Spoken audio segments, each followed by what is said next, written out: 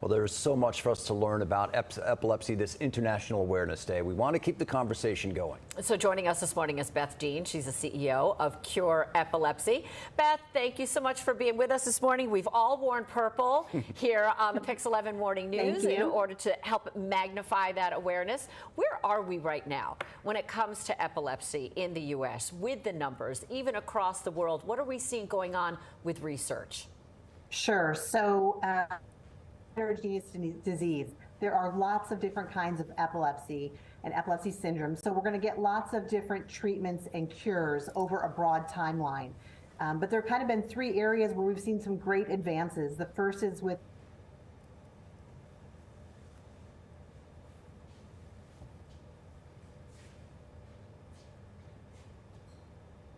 that impact epilepsy. And with those genes comes genes therapies and stem cell therapies, and hopefully treatments are on the horizon. We also have gotten really good with our imaging and our diagnostics and our ability to pinpoint where seizures start in some people. And again, if you can pinpoint where those seizures starts, you can resect or ablate the tissue and potentially stop people's seizures. And then the last thing is we continue to get new treatments and therapies to market. And each time a new drug comes, additional people are able to get control of their seizures. So we are seeing progress, but this is, we're in it for the long haul. Well, that's good to hear. What's the importance of a day of awareness? Why is it so important that we are more aware? People who aren't necessarily touched by it personally. Yeah, it's interesting.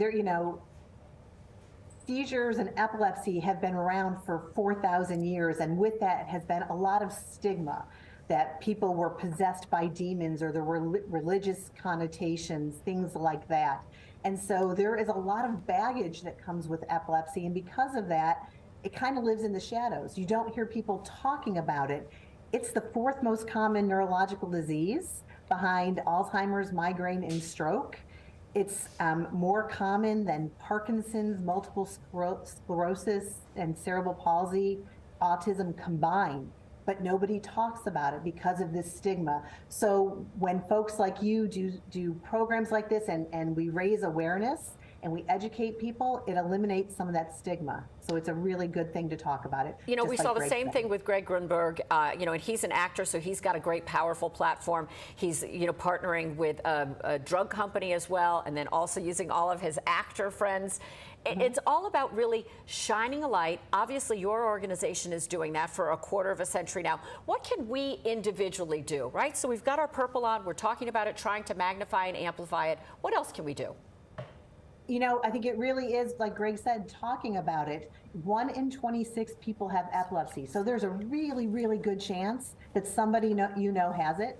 You may not even realize it. They may be taking medicine and they're not comfortable talking about it. Getting awareness into movies and social media and educating people, training people on seizure first aid, all of those things really bring it into the light. And eliminate stigma and discrimination. So those are the things we can do. It's really conversations and education. Yeah, beautiful message. In addition to research, of course. Yeah, of course. Well, we certainly got an education this morning. Beth Dean, thank you so much for joining us, and thank you for the work you do. Thank you guys for doing this. Appreciate it. Our pleasure. To learn more about the organization, you can check out cureepilepsy.org. They're also on social media platforms as well.